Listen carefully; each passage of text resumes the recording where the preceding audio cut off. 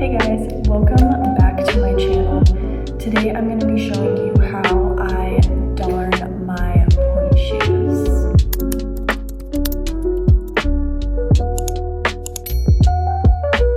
So what you're going to need is a darning needle. This is different from a normal needle. As you can see, it's a lot thicker. If you go to any craft store like a Michael's or Hobby Lobby, they have darning needles. I think even Walmart might have some.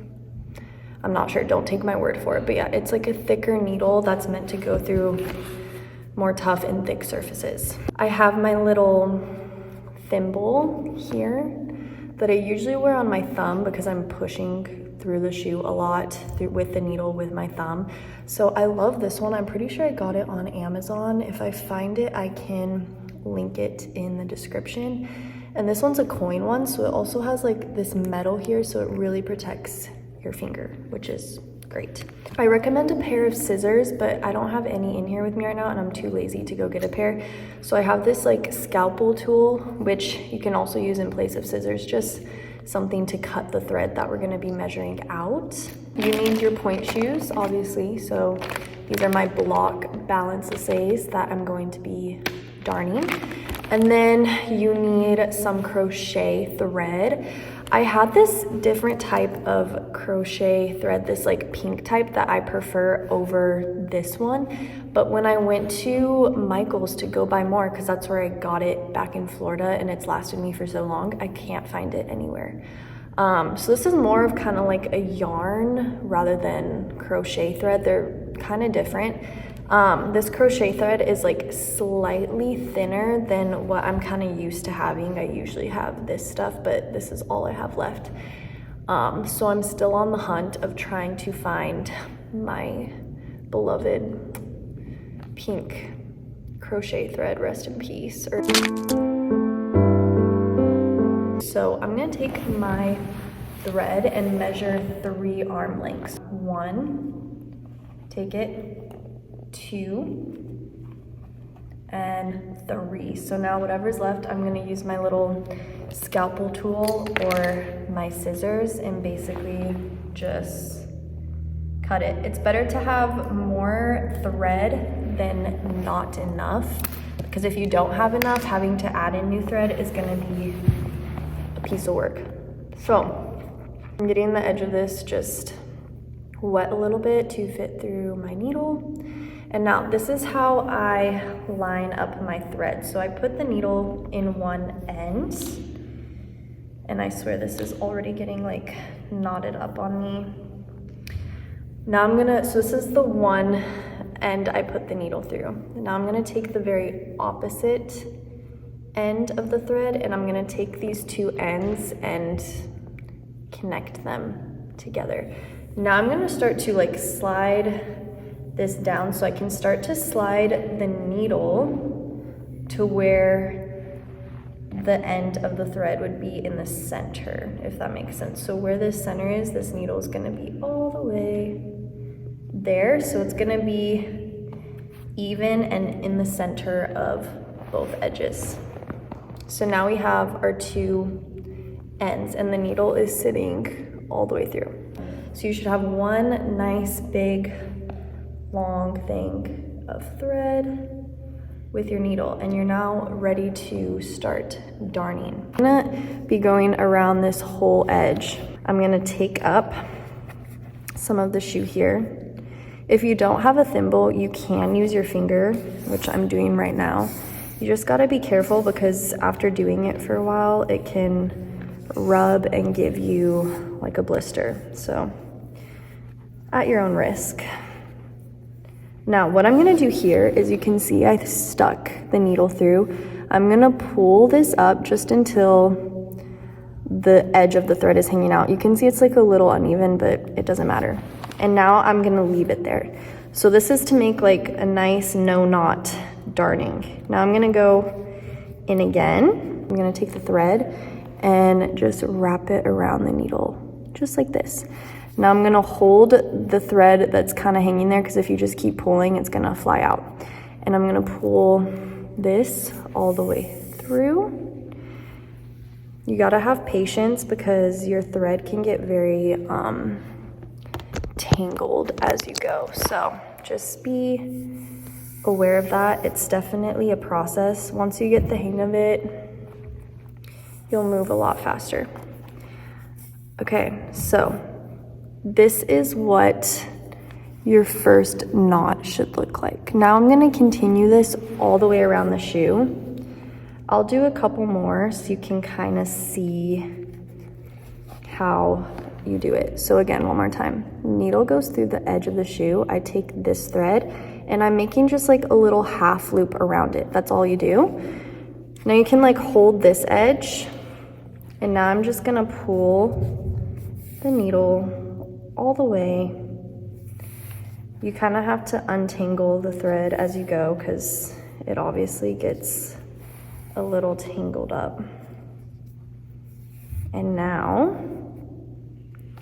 you have two little knots or loops, whatever you want to call it. So the needle should be going in on the side and coming up like right on the line, if that makes sense, coming through right on the line. I'll do a couple more just so you can kind of see. I'm gonna keep going. Now, as this starts to form, the next few I'm gonna start to pull the thread out in a way. So it's gonna start making more of a flatter surface. You kind of wanna pull more away now as we start to go around. As we continue this, it will start to open up a little bit more.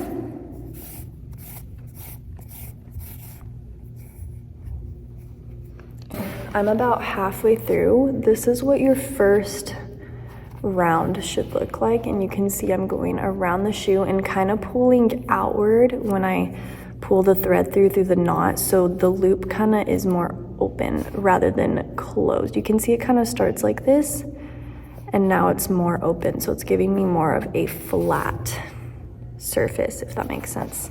Next up, this is my second loop I'm going to make around. It's very different than the first one. I call this my zigzag loop because when you're going through, it kind of is making little zigzags up and down. So I'm going to show you how to do that. So you made it all the way around.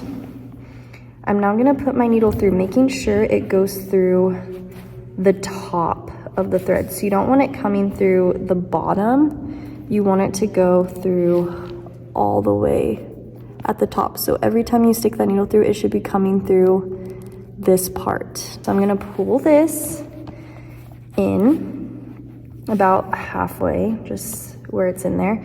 Now I'm gonna be splitting open these two pieces of thread here, and you wanna make sure they aren't like crossed. It should be just open, if that makes sense. So making sure you can usually tell. Now I'm gonna hold on to this left side, and I'm gonna take this right side, and I'm literally gonna stick it, like make a loop around the shoe. So we have this action, and then I'm gonna loop it down this way. So you're basically making one loop with the outside thread. Now that it's through, I push my needle, and now I'm gonna pull all the thread through. This is what I call my little zigzag. This is what I'm now gonna do all the way around the second time. This one can be a little confusing to get. So one more time, stick it through, make sure the needle is coming out the edge. Now we open it.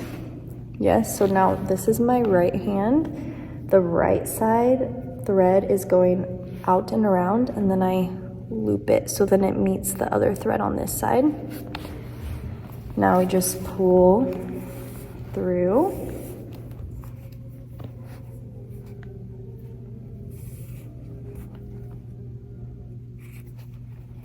And you'll start to see how I have this like zigzag starting to go on. Now the more I go around, the more you're gonna start to see it kind of going up, down, up, down. I'll do a few more so you see. And I'm also going in between the little pockets here. So like where there's space in between, that's where you want to stick your needle through each time, is in each space. So now I'm going to my next space. I have open. Remember, making sure they aren't crossed. Opening the thread, holding this left one, that right one's gonna go around the shoe and then around the needle. Then your thumb will help you a lot if you use it to hold down the thread. You kind of have to untangle. Sometimes it gets tangled. Pulling it through. And if you don't want to do this on a new pair, you can like do a practice run on an old pair of shoes that you don't plan on wearing, or a pair of shoes that are like broken in, just to try. I really see like the zigzag coming through, and I'm starting to get a really nice surface here. Okay, I ended up back where I started. This is kind of how the shoes should look. I moved really quick, so it's a little messy, but you kind of see that like zigzag going up, down, up, down. That's how you know you're doing it right. So now I'm going back to the very beginning. I'm gonna go around one more time, and I'm gonna go back to my normal loop knot. This time when I go around, I'm just gonna keep the needle slightly close each time I do it. And I want to pull that loop to kind of be more open, so it kind of pulls all the thread out in a sense to give me more of that open flat surface. So you want to just kind of pull away in a sense instead of just pulling up, so it opens up this part. And now I'm just gonna do my normal loop knot all the way around, and you'll start to see now I'm getting a really flat surface all the way across. Okay guys, I'm in here now because all the studios got taken for private lessons, so I'm gonna finish off this video in here. But basically, I went all the way around the third time, and your shoe should pretty much look like this, like nice flat surface all the way across. Sometimes if things are a little wonky, it's okay. Once you wear the shoe, the thread is really gonna flatten out even more, and you'll have a really nice flat surface. So if there's like a little bump here and there, don't really worry about that. Even when you're on point, you shouldn't really even feel that. But I'm gonna show you how to finish off your shoe. So that thread I started off with the beginning, you can just cut that off, because now you've darned so much through that cutting that off and not tying a knot, it's not gonna come undone. So you don't have to worry about that. Now, you should finish your last loop where things pretty much meet together. I think I could even probably do one more just to secure it. So I'm gonna do that now. Making sure you're going through that edge and pulling outward. All right, so now is the little trick to show you how to finish off this. Most people would say, oh, you need to tie a knot and cut it off, but I'm gonna show you how to finish off your darning without even tying a knot. So you have the rest of your leftover thread here. I'm gonna now stick my thread through the side of this darning I just did, and you want to pick up a good amount of thread, so like about that much. And now I'm going to slide it all the way through, and I'm going to pull the thread all the way till it's nice and tight. Now this thread is fully secure through all these tight knots, so I'm just going to cut off this leftover. And again, today I don't have my scissors with me, so I'm just using this little scalpel tool, but scissors are way easier, whatever works to cut it. And you're just gonna cut off the excess. Now you're left with this beautiful clean darn, and you can see the difference between a shoe that is not darned versus one that is. Just really like the look of it, the feel of it. It gives me stability. It's awesome. So yeah, once you finish that off, your shoe is ready to go. Thanks so much for watching this video. I hope this helped you with learning how to darn your shoes. And again, this is just my way of darning. There's so many different ways out there, so you just have to find what works best for you. I found that this technique works best for me and for my feet and for my shoes. So yeah, try it out. Let me know how it works out for you in the comments, and I will see you next time.